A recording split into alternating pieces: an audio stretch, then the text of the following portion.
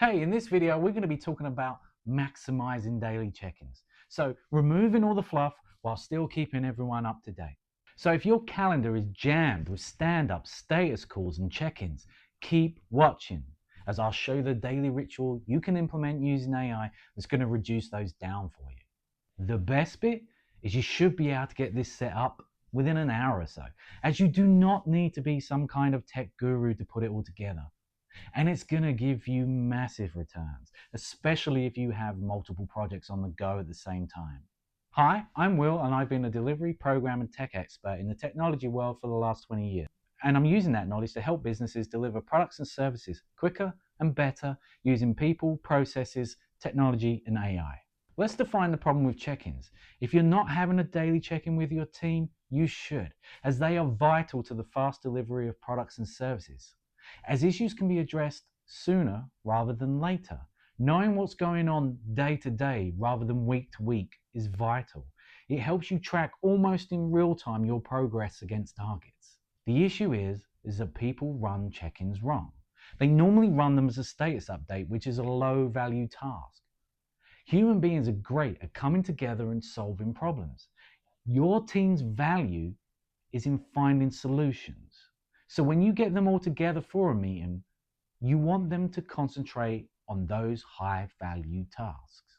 And we can use software, AI, and tools to do lots and lots of things, but people are still the best at getting together, creating ideas, and solving problems in the context of the overall business. So what do I look for in a check-in? Well, I want to talk about the issues and problems we're having and what steps we're going to be taking to solve those issues and problems, collaborate, and create an action plan. But, and it's a big but, I still want a status update. What I'm looking for is the visibility without the wasted time in a meeting. So I need something that runs itself, gives me the answers without me asking, and lets my team focus on those high value tasks. So how do we do this? I'll talk you through the steps and then I'm going to show you. If you find this video useful or you'd like me to help your business deliver better, then like, subscribe, or leave a comment below. Let's start by talking about the basic workflow.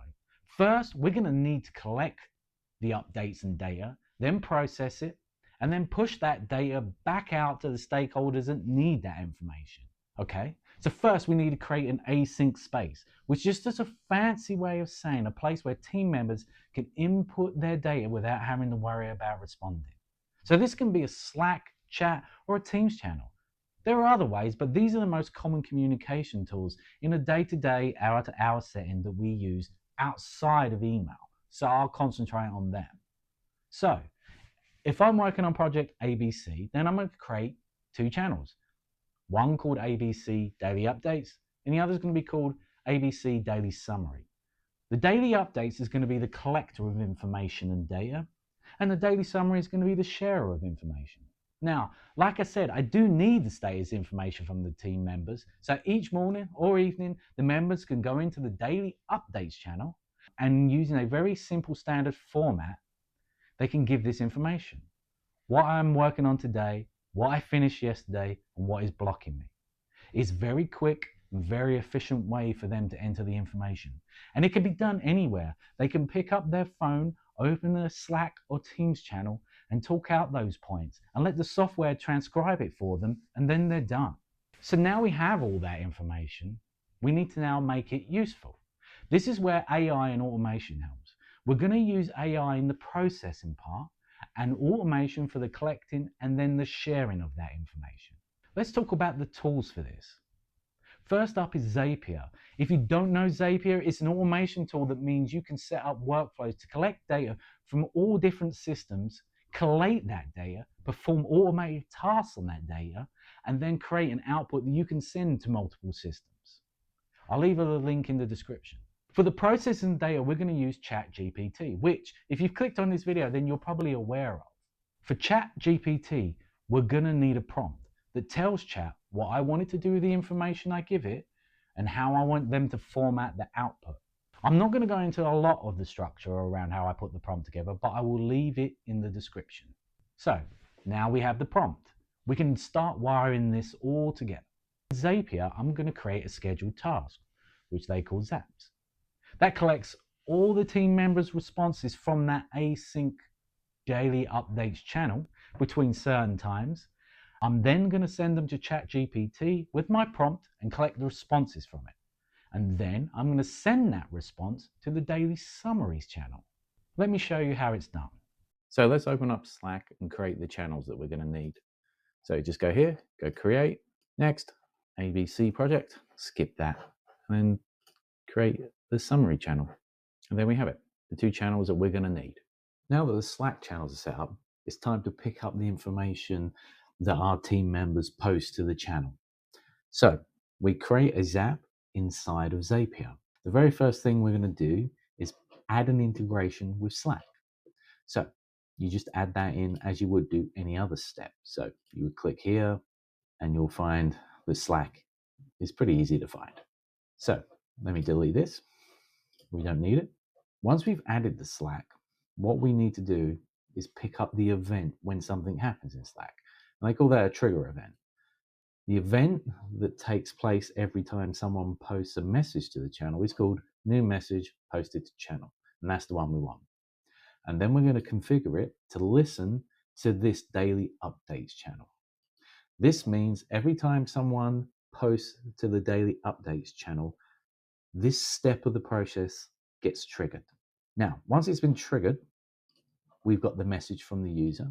To make our lives a little bit easier, what we're going to do is we're going to format the hours and minutes that come from Slack itself. So we're just using a formatter by Zapier. The action event is going to be around date and time. The configuration is we're going to transform the format, and we're going to use the timestamp of the message as the input, and then we're going to convert it into hours and minutes. It is worth noting, change the time zone to one that you want to use for filtering out your messages, which we're going to do in the next step.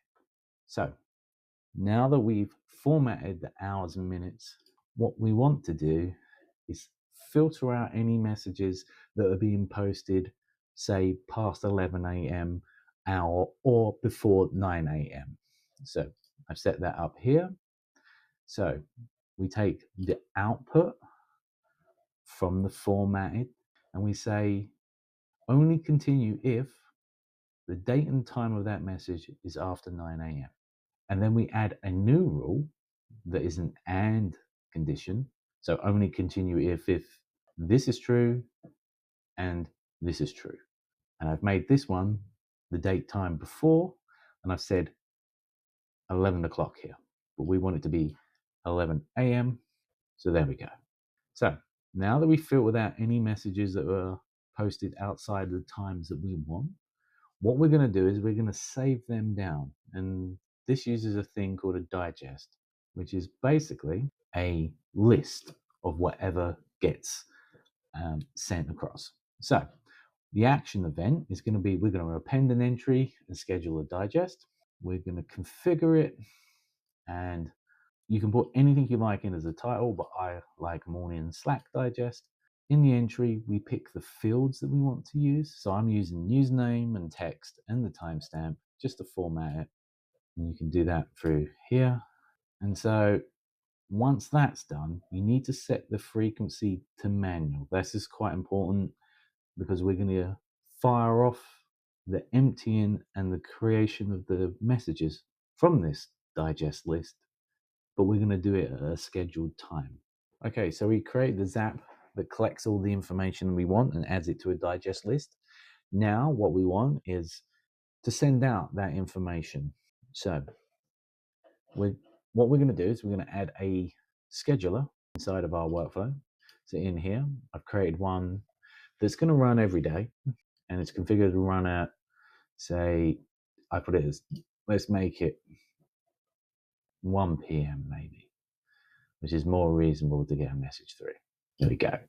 I'm not going to trigger it on weekends because people won't be adding anything. So the next thing, we then need to gather up all our information that has been posted by our team members. And we're going to use an action event which is called release existing digest, which means just pick up what's in the digest. And we're going to configure that, and we're going to pick the digest that we created in the other Zap, because that's where the information is coming from. And I've said to delete the digest after it's released. That means it empties it out for us. Okay.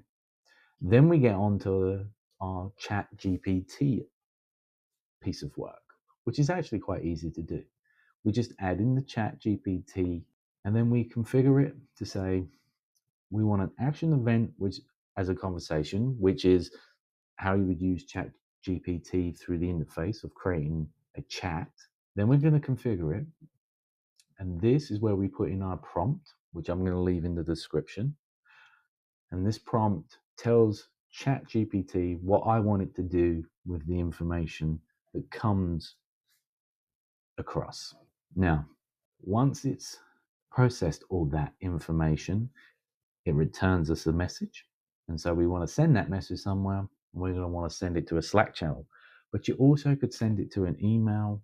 You could send it to almost anywhere you want, whatever is available through Zapier. I've added Slack here, and the event is send channel message. We're going to configure it. I'm going to send it to the summary channel, and the message is going to be what is replied back from ChatGPT. Once you're happy with your Zapier setup, what you need to do is publish your Zaps. And you can do that clicking on this button here at the top right. Once all the Zaps are published, you're going to start receiving your daily status summary in the Slack channel that you designated. And there you have it.